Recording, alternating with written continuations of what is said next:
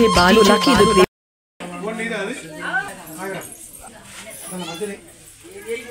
केशवाय स्वाहा नारायणाय स्वाहा मधवाय स्वाहा गोविंदाय नमः विष्णवे नमः सुंदराय नमः त्रिविक्रमाय नमः वामनाय नमः स्कंधाय नमः ऋषिकेशाय नमः पद्मनाभाय नमः दामोदराय नमः गंगाधराय नमः प्रद्युम्नाय नमः रुद्राय नमः प्रसिद्धाय नमः माधवाय नमः नरसिंहाय नमः जनार्दनाय नमः उपेन्द्राय हरे नमः श्रीकृष्णाय नमः देवानां आयु इतने से मोदले उत्तम सूर्युनि मीदने వేసేసి సర్వం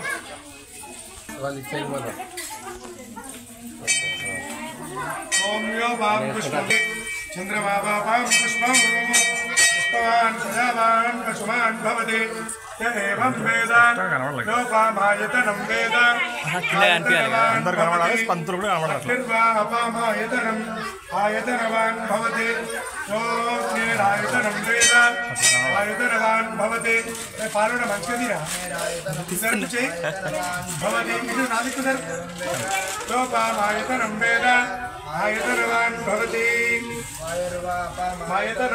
आयतनवान् भवति यो वायोरायतनं वेद आयतनवान् भवति आपो वै वायोरायतनम् आयतनवान् भवति మొత్తం అక్కడనే పోసాయి ఇక్కడ విశేషం మొత్తం నక్షత్రాని వా అపామాయతనం యో నక్షత్రానామ మీద ఇక్కడి నుంచే ఇక్కడ పోయాను అక్కడనే నువ్వు ఇక్కడేసే ఇక్కడే మొత్తం గిట్టు గిట్టు ఇక్కడికి ఇట్లా వంచొద్దనంటే పంచితే తప్పు అవుతుంది మొత్తం ఒక్క దగ్గరనే వేసేసేయాలి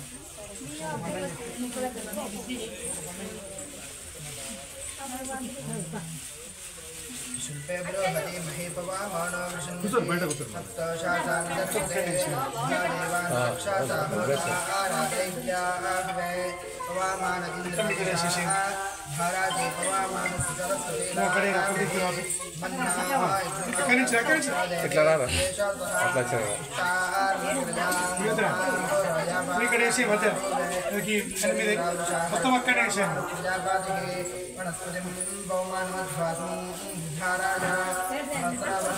అక్కడనే వేసాను మొత్తం అక్కడనే మధ్యనే మొత్తం అక్కడనే వేసేసాను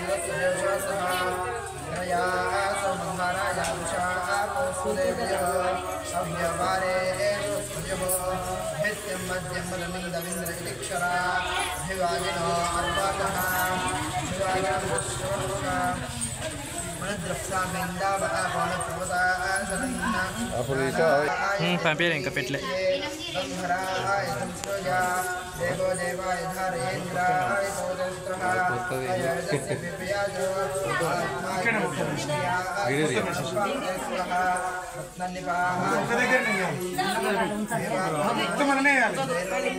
పుణ్యమే బరకత్ ఉండాలి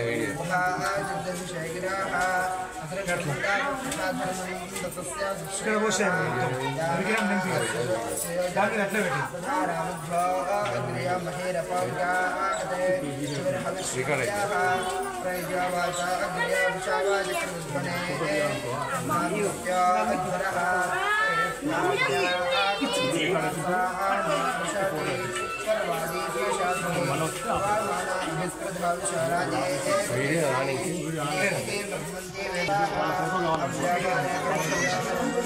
వీడియోలో కూడా ఫోటో వస్తుంది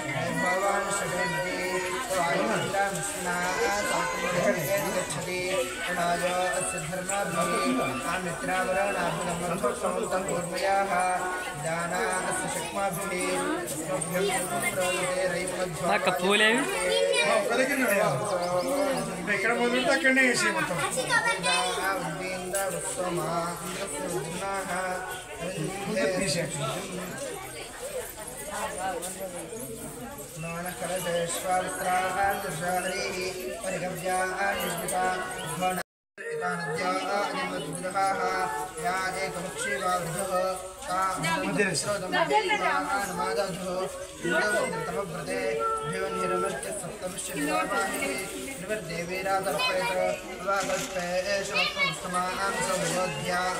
పూలేసే పూజ మొదలైంది. అందరూ తొందరగా రావాలి. కొద్దిసేపే టైం ఉంటుంది. ఇది తొందరగా రావాలి. వినబడ్డారు మిగతా చెప్పండి. నీకు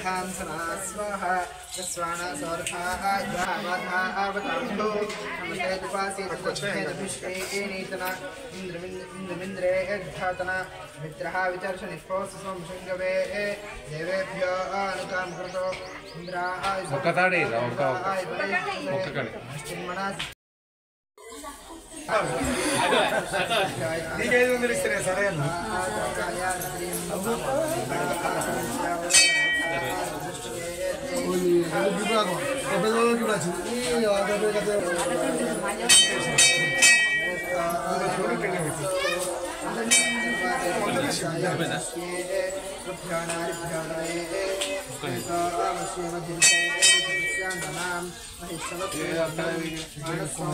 కాదు ఎండ పెడుతుంది కదా కరెక్ట్ వస్తలేదు.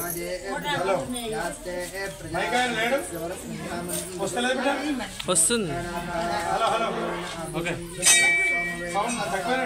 నువ్వు అక్క అదే కదా వస్తుందంట. అయిపోయింది తీసినాం.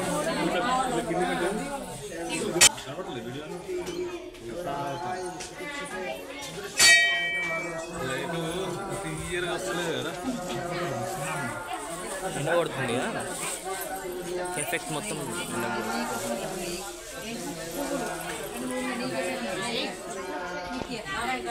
అదే కూడా రాలేదు. ఇంకా ఒక్కనే కూర్చున్నావు.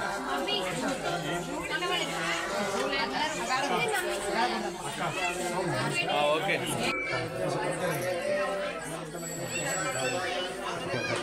బిడ్డ పెద్ద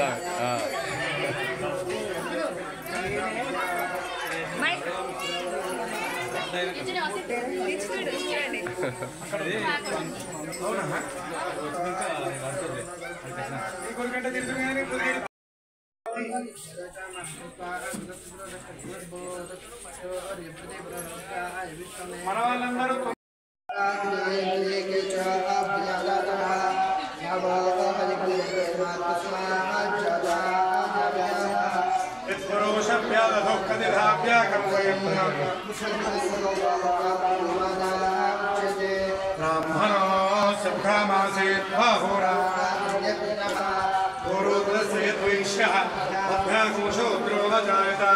चंद्रमा मनसो जातः कृषो सूर्यो जायता कादिन्द्रश्चाग्निश्च प्राणाद्वायुर्जायता नाभ्यामासीदन्तरिक्षम् अभ्यां भौमिष्टिश्रोत्रात् वेदाहमेदं पुरुषं महान्तम् सर्वाणि रूपाणि विचित्य धीरः धाता पुरस्ताद्यमुदाजहारा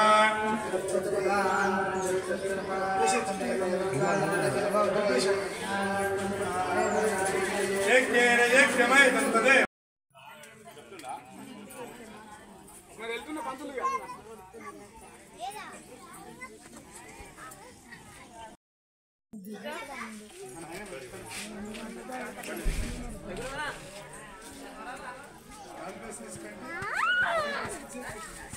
Hey.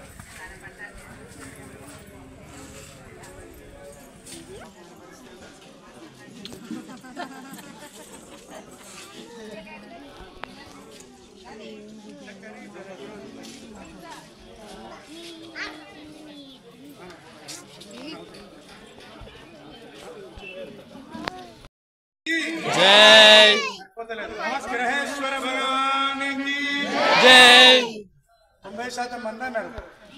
యజ్ఞ భగవాన్ की జై. రామదేవత మహారాజ్ఞి की జై. మన రూల్ తెలుసు కదా, తక్కువ అడగకుండా ముఖం చూస్తే వాళ్ళే అని. ఒకసారి అందరూ కూడా మీ గోత్రము ఇంటి పేరు మనసులో అనుకోవాలి.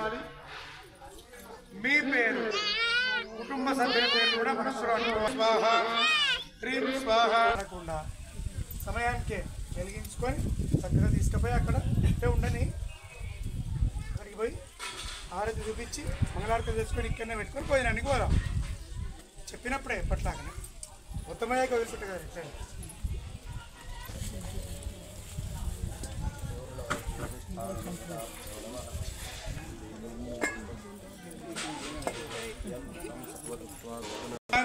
భగవానికి ఒకసారి మగవాళ్ళందరూ కావాలన్న పిల్లలు ఒక కొద్దిగా కాలనొప్పులను మన పెద్ద మనుషులు ఉంటారు, వాళ్ళు అక్కడనే ఉంటారు ఎప్పట్లాగానే. మిగతా అందరం మేము వచ్చేద్దాం. ముఖ్యమైన పూజ పూర్ణాహుతి అంటే అంటుంది. వీళ్ళందరం పాల్గొందాం. ఇక్కడున్న వాళ్ళైనా ఒకసారి లేచి నిలబడాలి.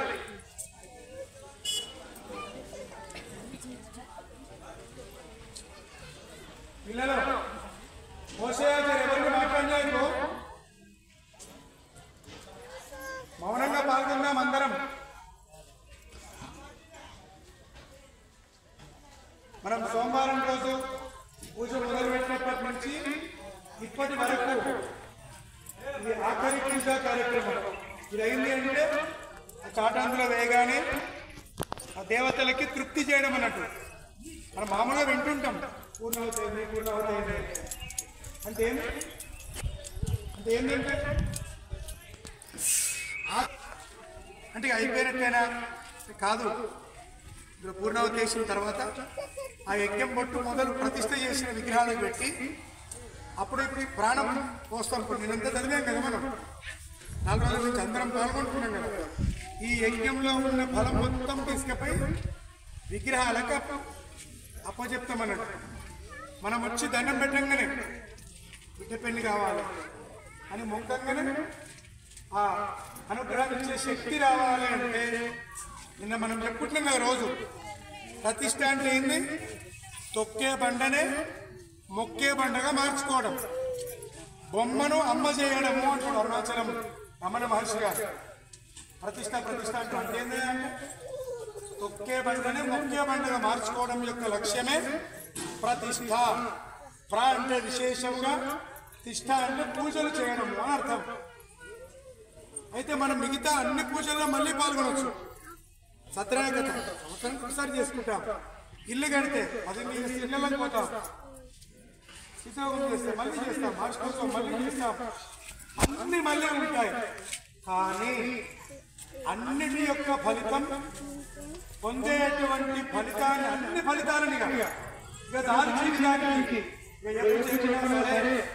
అనేటువంటి ఫలితం ఉన్నటువంటి ప్రతిష్టాపన. మనం బిడ్డ పెళ్లి చేస్తే సంవత్సరం మళ్ళీ వస్తాం,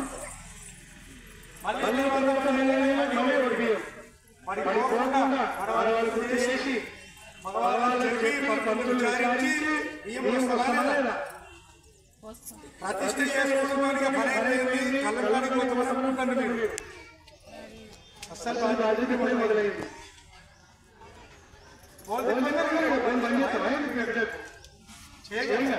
కానీ చేసేదానికి జ్ఞానమనే అంటాం. అన్ని చేసే దానాలకు మళ్ళీ మనకు సంబంధం ఉండదు. ఉదాహరణకి దాతలు కొడికి పైసలు ఇచ్చారు అనుకోండి, దానికి పుణ్యం వస్తుంది, బుద్ధి రాదు. అదే బుద్ధికి ఇచ్చిన దగ్గర కష్టపడుతుంది కానీ మంత్రానికి ఇచ్చిన దగ్గర లాభం ఉంటుంది. వాళ్ళ మంచి చెడు ఉంటాయి బుద్ధికి ఇచ్చిన దగ్గర. కానీ ఏమో మన ఆయన ఓర అంటే ఏంటంటే దేవునికి అర్థమట, ఉప్పు కట్టుకున్న అర్థం. అట్లా ఈ చేసేటువంటి విగ్రహ ప్రతిష్ఠ యొక్క ఫలం అనేది కొంతమంది అనుకుంటారు. ఇంట్లో ఉన్నారు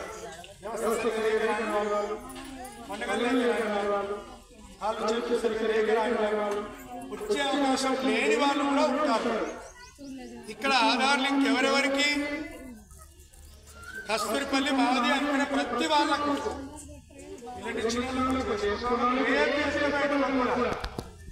అందుకే ప్రతిష్ఠ అనేది చాలా గొప్పనైనది. కాబట్టి ఇప్పుడు మనం చూస్తూ ఉన్నాం ప్రతిరోజు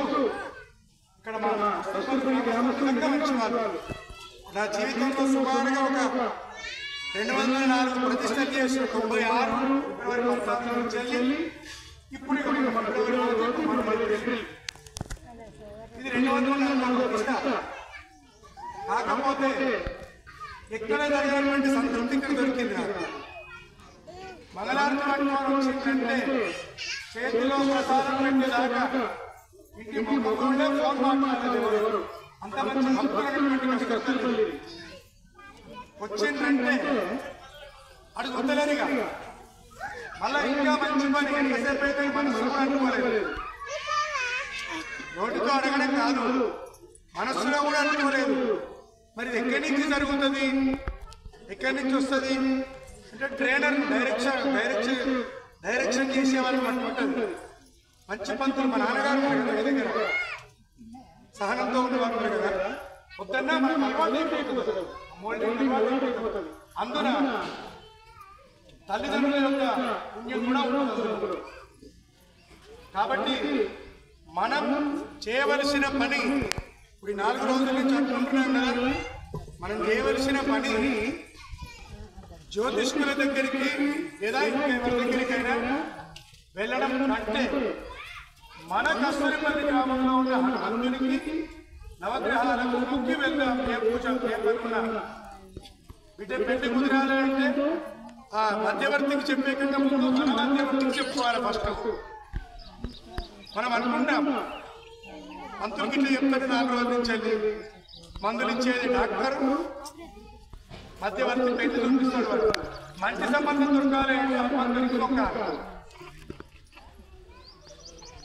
ఇచ్చే మందు పని చేయాలి అంటే మీరు చూడండి.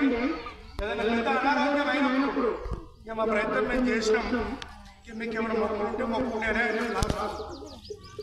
ఎంత పెద్ద డాక్టర్ అయినా సరే నువ్వు 10 రూపాయల నుంచి ఇప్పుడు మన ఊరి నుంచి ఆరోగ్యం నుంచి మొదలు పెడితే పేద హాస్పిటల్ పోయినా సరే దేవుడు ఏమైనా సరే నేను చెప్పబోయే మాట ఏంటంటే కొండగట్టులో ఉన్న హనుమంతునికి మొక్కితే వచ్చే పుణ్యం కంటే, విజయవాడలో ఉన్న హనుమంతునికి మొక్కే పుణ్యం కంటే, దీక్షేశ్వరి శబరిమల పుణ్యం కంటే మన కష్టపడి గ్రామస్తులు మన హనుమంతునికి మొక్కే వస్తుంది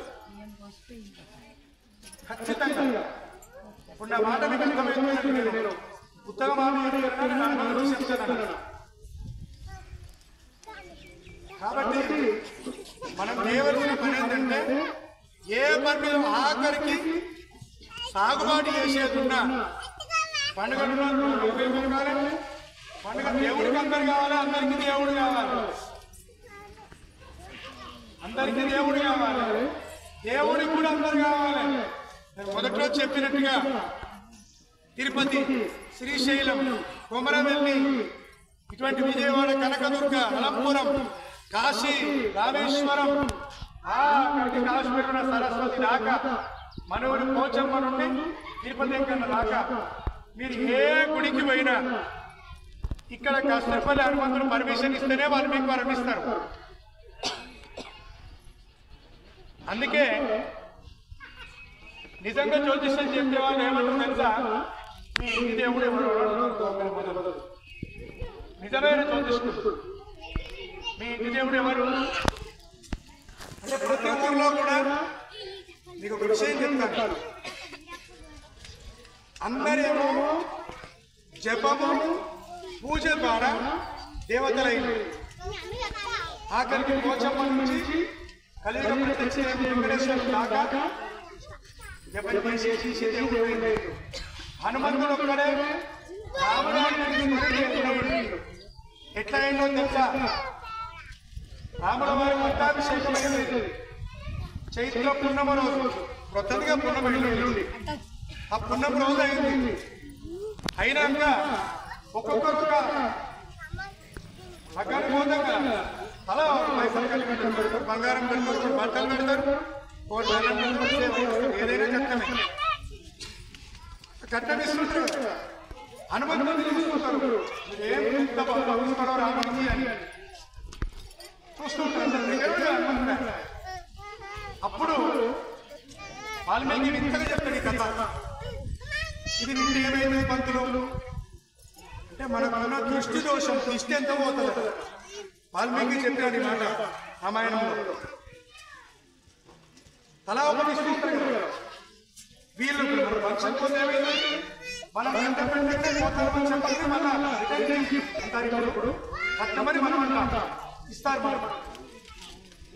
అట్లనే లక్ష్మణుడు ఒకటి ఇచ్చిండు ఆభరణం. హనుమంతుడు వెయిట్ ఏం లేదు పట్టాభిషేకం కాళ్ళకి ఇట్లా కూర్చున్నాడు అంతే. అదే పెద్ద ఘట్టం. దేవుడు గుర్తుపడే దేనికి నమస్కారానికి. కాబట్టి ఆయన అట్లా కూర్చుండు కదా చాలా సంతోషపడ్డాడు. మనకు అంటే పెద్ద పెద్దవాళ్ళు చూసి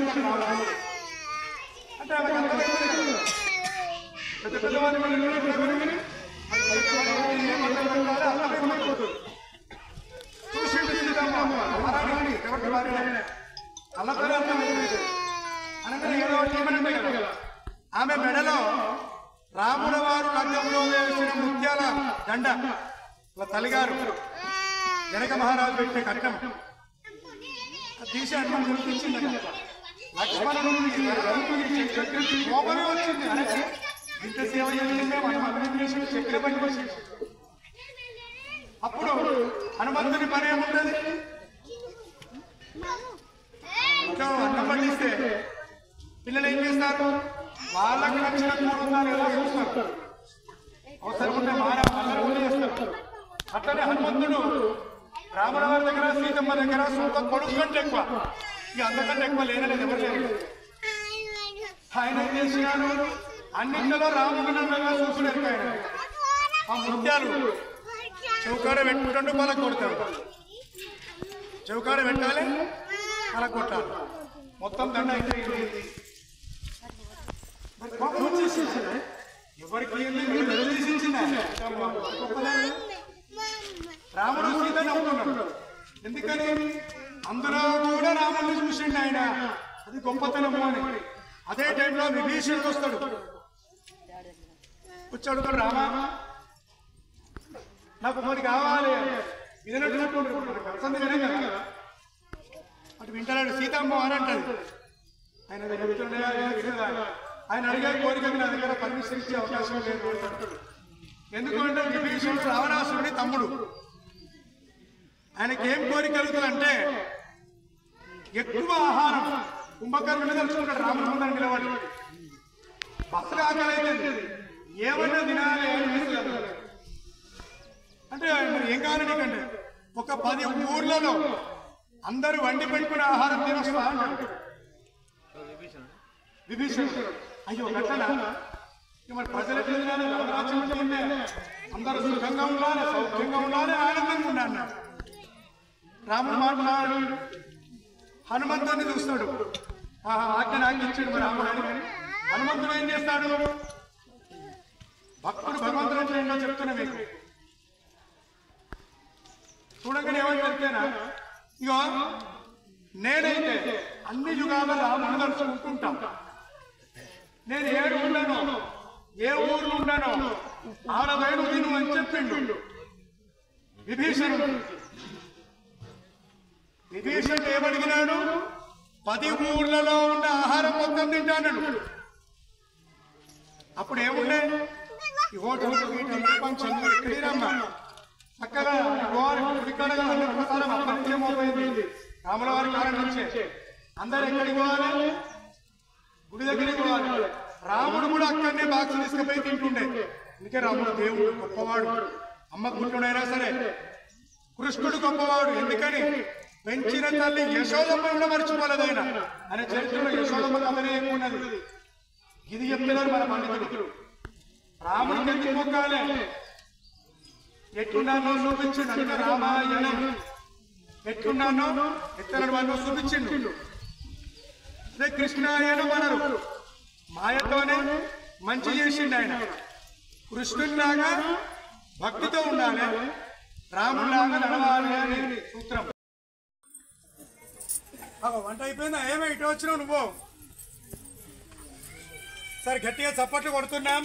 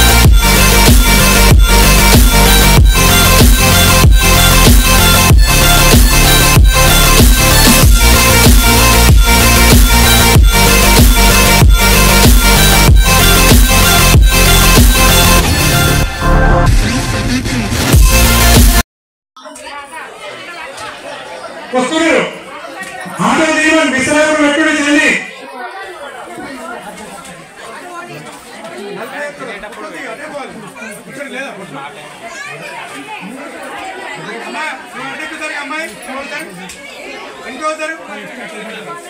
ఇంకోసారి అమ్మాయిని విడిదిక్కు